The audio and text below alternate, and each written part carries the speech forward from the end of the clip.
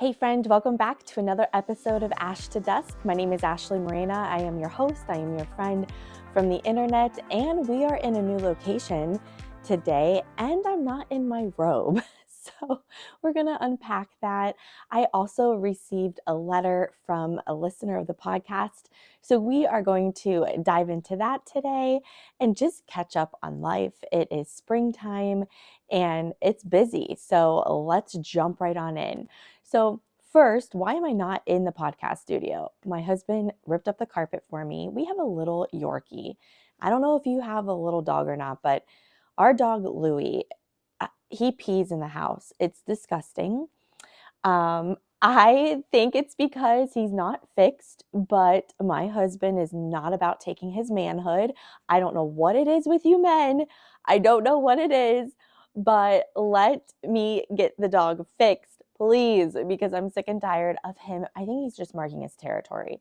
So, with that to be said, my office, I moved recently. So if you remember, I was in a bedroom on the second floor of my house. And that was my home office when I transitioned from being a full-time food service director into being more of a coach and a consultant in the school nutrition space, along with speaking. A lot of my time now is out of the home office. So anyways, I took over one of the boys' bedrooms and I made them share a different room because it was much bigger. So I took that bedroom over, made it an office, and then honestly, putting your oldest son and youngest son together. So my oldest is about to be 15, my youngest just turned 10, and it, it the bickering and the fighting, it wasn't worth it. And my oldest was like, "Mom, can I please have my own room?" So he got his room back, and I'll make the sunroom work. We don't use it very often. I wasn't really sure how we would work with the podcasting because there are so many windows in there. Turns out the podcasting, it works just fine. I love the lighting. I feel like I'm in a snow globe in the wintertime. And when the sun is out, it's just awesome. Okay, so more than you needed to hear or know. But now that I'm down here, I could just smell like the carpet is just so gross. And I have a very handy husband, as many of you might know if you follow me on social media. So Mike ripped out the carpet and he is in the process of putting a new flooring down. So I am working out of my kitchen and was like, I need to record a podcast episode. So we'll do it from my living room. I also don't have a robe on just because I'm in the middle of a crazy work day, and sometimes we have to do what we have to do to just keep going. It's not always going to be perfect. So I don't have, like, I put a little bit of makeup on because I was looking rough, but my hair, this is natural. This is like what my hair looks like if I don't straighten it or curl it. And I am wearing comfy clothes right now because I'm sitting in my living room. My neighbors could probably see me through the window. And yeah, I was like, I'm not going to put the robe on for today. So if you caught my last episode this past Wednesday, I shared with you that our Wednesday episodes are going to change a little bit. So, and in case if you missed it, I'll remind you now. Wednesday have always been a time where we check in with each other, see how we're doing and where we need to kind of course correct to get back on track to end our week strong. And Wednesdays will still be a lot of that, but the primary focus is going to be on things surrounding leadership, entrepreneurship, wanting to change your career, how to get unstuck from that, how to get unstuck from the day-to-day grind. So Wednesdays are going to be a little bit more surrounding career. And then our Sunday episodes will still be dedicated to talking about all things of the messy middle of life, whether it be parenthood, it's raising a child with ADHD, it is just trying to navigate a world that feels overwhelming and sad. It's going to be, it will continue to be about anything that maybe I'm experiencing or that you shared with me. So, with that, I'm also tired. I am really, really tired. Between the time change and then my son ended up in the ER the other night because this is my youngest son, Dawson, And if you know, he's a foodie. He loves food. He will eat more food than myself. And we made Mike and I made I don't want to say Mike and I, Mike made the dish that we made for Valentine's. So if you didn't see the video I made for our Valentine's date, you should go back and look at that.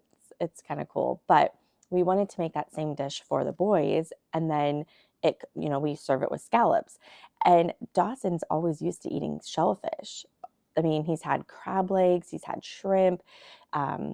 He, I believe, had tried scallops before, but anyways, had scallops and then had broke out in hives all over, like down his arms, his face, going into his eye. And I was really, really nervous. So I took him to the ER. And it's really interesting because I work in school nutrition. And so planning menus with navigating food allergies and all of that is always at the forefront of the work that my team does. And, parents will call in, or, you're navigating things with nurses. But until you actually go through it, you really can't understand it. And so it was just a different perspective for me, like being on the other side of, wow, now I have a kiddo who has developed an allergy to food. And what does that look like? So for any parent out there with kiddos who have a food allergy, I see you now. Not that I never did before, but I am really just being honest. Do you know how it's really hard to relate or to understand somebody else until you've been in their shoes? That's kind of what we're going through right now with the food allergies. Also segue into a little bit of what we're going to talk about today. And it really is just trying to empathize with other people. Our world feels so lost right now, and the phone has done so much damage to a lot of us. Now, there are a lot of good things that are out there, but so much of what we're seeing every single day feels scary and overwhelming. And I made a post the other day on TikTok, and I was just taking my makeup off, and I was in such gratitude because we had an IEP meeting for my middle son. And I've shared a little bit about him with you, especially the ADHD things. So you've seen that in my email or on my prior podcast episodes. But we had an IEP meeting, and I knew going into it that his intervention specialist was allowing him to go to her classroom during his lunchtime because, well, one, he really gets overwhelmed with all of that noise and that many people. So he's been going to her room, playing chess and eating lunch every single day. Now, I didn't know this until just a couple of months ago because I was talking to my kids and I was like, Quentin, who do you sit with at lunch? And he was like, oh, I don't go to lunch. And I was like, what are you talking about? So that's how I figured that out. But what I was surprised by is, so I got his intervention specialist like a little plant and a gift card to Dunkin' to just thank her for doing that, because I really feel like that's above and beyond what she needs to be doing. And what I learned was that it's actually on her lunch break too. So she's not only trying to help Quentin, but she's doing it during her lunchtime. And I think that there are so many untold stories when it comes to public educators, when it comes to school nutrition professionals, to bus drivers, custodians. Everyone who works in the public education system right now is under attack. There are moments where I can understand where there's this like new outlook on what education can look like. And I do think that it is time to change things up. I do. However, I think public education really is getting a bad rap on what really can be done and what our public educators are doing. And it is a lot of good. And I think we lose sight of the fact that kiddos show up to school with their basic needs not even being met. So oftentimes teachers, school nutrition professionals, whoever else in the school are really tending to those emotional basic needs first, before they can even get to the teaching part. I kind of started rambling there, but I made a video to just say there are still really good people in the world. And I was so grateful to his intervention specialist for giving him a safe place to go during a time that feels stressful to him, and also sacrificing her lunchtime, right? And there were so many of you who were like, oh my gosh, I'm an intervention specialist. Thank you so much. The point that I'm trying to get to right now is try to find the good, because there's a lot of it out there. But unfortunately, we are just being inundated with a whole bunch of negative stuff all the time. So find the good. And when you do, I want you to celebrate it. Because think about this, when we go to a restaurant and we have a bad experience, the first thing we all tend to do is either jump on social media or tell somebody, oh my gosh, this experience was so awful. And we will always call things out when it doesn't go our way, right? But what I don't see happening very often, and I've been guilty of this and I'm working on it, is celebrating the things that are going really, really well and shouting out people who've done a good job, whether it be a server, maybe it's a teacher, maybe just sending in a note to your child's teacher to just thank them for all that they do. And let me tell you why I think this is so important. Not only are you raising up somebody else, right? Like you are putting a light on them, you are making them feel good, but you will feel good in return. I promise. Giving a compliment, showing gratitude, it does good for your soul as well. And I think that that could go a long way. And I'm going to challenge you this week. Find something good and I want you to give a compliment to somebody. So whether you call them, you text them, you write a note, anything, I want you to outwardly express how much you care for that person or you appreciate what they're doing. And it could be a neighbor, a friend, family member, anyone. And speaking of showing gratitude, I got a new letter in the mail from a podcast listener. And look how cute the card is. Yep, very cute. I love it. And reminds me of spring and just rejuvenation. It's a beautiful card. So I'm not going to read the whole thing because, like I said to you guys, I want you to write into me and I want to hear how you're really doing. And that means, you might be sharing something that's super personal to you. And I recognize that, especially being in the school nutrition space, it feels like it's a big thing, but it's really not. Like most people tend to know each other, even across the country. And I have many people who listen to the podcast who are in school nutrition, and I have many who are not. And I just want to make sure, whether if you're a family member, you're a colleague, a friend, that whatever you share with me, no one's going to know who you are. So please write in, tell me who you are, where you're listening from, something you're celebrating or that you're having a challenge with. Write into the podcast. I'll make sure that my P.O. box is listed in the show notes. But it means so much to me when I hear this because there are so many moments, especially in entrepreneurship. So I do own Project School Nutrition. We are a consulting business in school nutrition. We work across the country with school districts. And I also am a national keynote speaker. And I'm a podcaster now. And I'm a mom and a wife and fill in the blanks. And you know as much as I do that when you have a full plate and you give, sometimes you just want to know that it's landing in the right spot, it's getting to the right person, and that you're making a difference. And so oftentimes when I'm just staring into my camera right now, and then I'm going to post this on the internet and through the podcast, that's it. It's out there, but I don't know where it lands. So when I get these notes, it means everything to me. And it's just that nudge to keep going because I am making a difference. So, okay, let's jump into this. I'm not going to read the whole thing, but this person wanted to just say thank you and that they're in a new stage of life. And retirement. Like they are retired now and they are off snowbirding down in Florida. And they wanted to just say that the wellness edit. So we did an 8-week series called the I Am Wellness Edit. And a dietitian on my team put them together really we did it together. In part, it was all of the things that I have struggled with or continue to struggle with when it comes time to my wellness journey.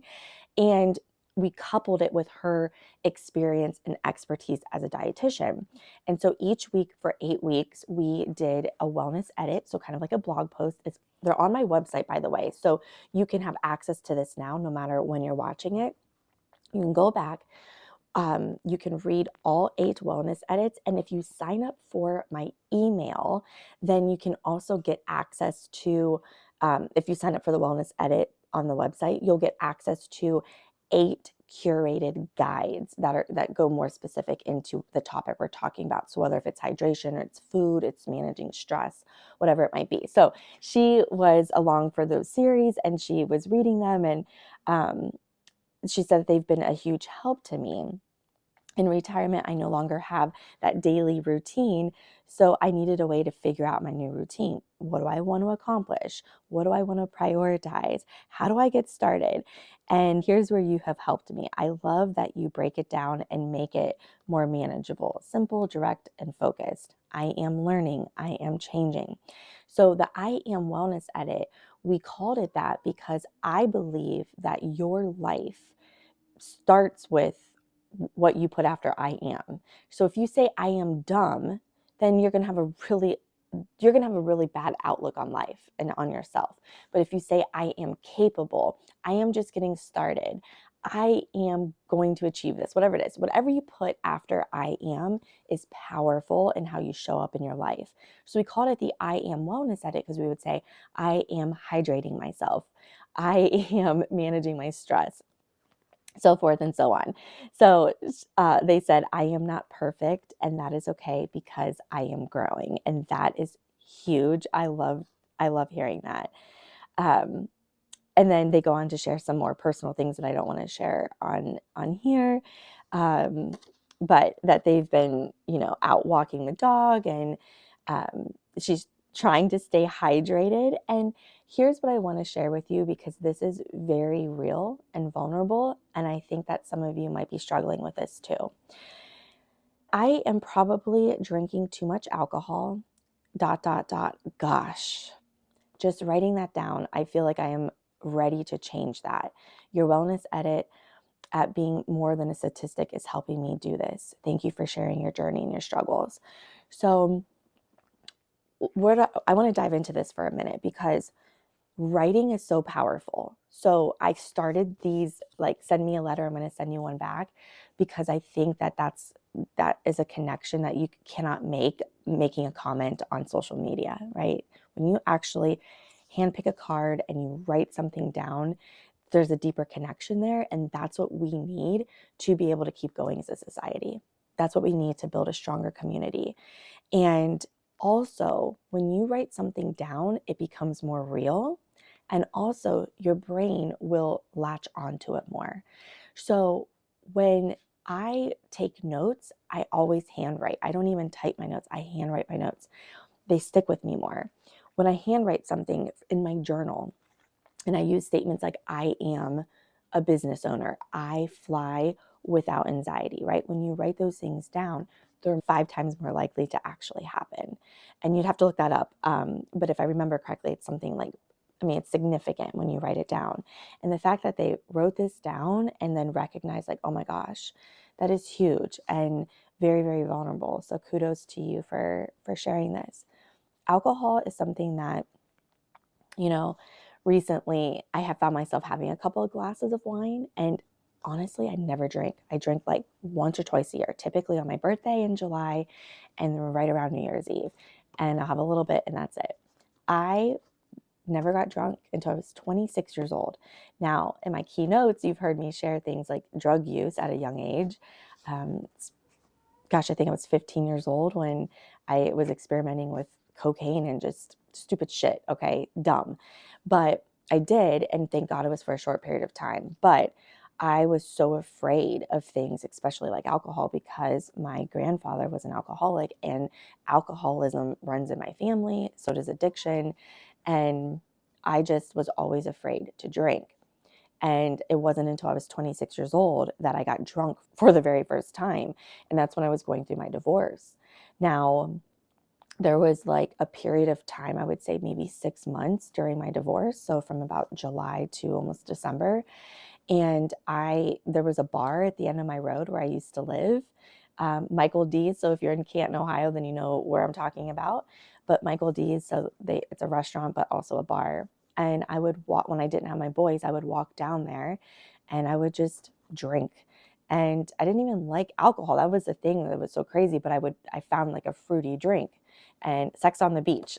And so I could tolerate that. And anyways, I would drink until I basically just got to the point where I barely made it home, could barely walk up my hill, and I would pass out on the floor in the bathroom, and I would be sick and throwing up. And um, it was not a good time of my life. And I share that with you because I know how alcohol can numb the stressors of life. And people will say, Ashley, you just need a glass of wine every night and it'll calm you down, because I always run on like high octane. I'm always 100 miles an hour. But yeah, that is the truth. If I drank a glass of wine a night, I would feel really, really good. But I also know that that is not fixing any of the problems I might be going through. It really is like a band-aid for it. It's just going to mask what I'm dealing with. And ultimately, it's just going to create another problem later down the road. Now, I'm able to see this because I've experienced this in my life. And so, yeah, those 6 months, like I was ashamed of what I was doing, but I could definitely understand why people in my family really have chosen alcohol as a way to cope with everyday anxieties. And so, yeah, sharing this is just so powerful. And I want to say thank you for that. And it really just starts by saying, I am going to be different. I'm going to make a change. I'm ready to make a change. This doesn't serve me anymore. And it's okay to have fun and like have a drink every once in a while. I think that that's completely fine. But when we're using things like that for managing our everyday stresses, we ultimately know what comes of that, and it's not good. So, okay. So thank you. I rambled so much today between my kiddos and then just the office being torn up and showing gratitude and alcohol and all of that. Just thank you. Thanks for showing up. Thanks for being here with me. And if you ever want me to talk about something specific on the podcast, write me. You can DM me on Facebook, Instagram, TikTok, YouTube. Just send me a message and say, hey, I would really like to hear about more about this topic, and I would love to share it with you. Now, before I wrap up, I've also shared with you that coaching is coming soon. So I do have something that's coming, but I've just been working to make sure that it's just right. So hang in there. It is coming. And also, if you hadn't had a chance, please like, share, and subscribe to the podcast. It helps it reach people who really need it and want that community with each other. And if you haven't already, sign up for my email list. I will not spam you. I send a weekly Sunday letter to you, and I just share maybe something that has happened this week in my life and something I've learned or something that I feel like you would want to know about. So sign up for my list, and I would love to stay connected with you. So until next time, my friends, keep your light burning from ash to dusk.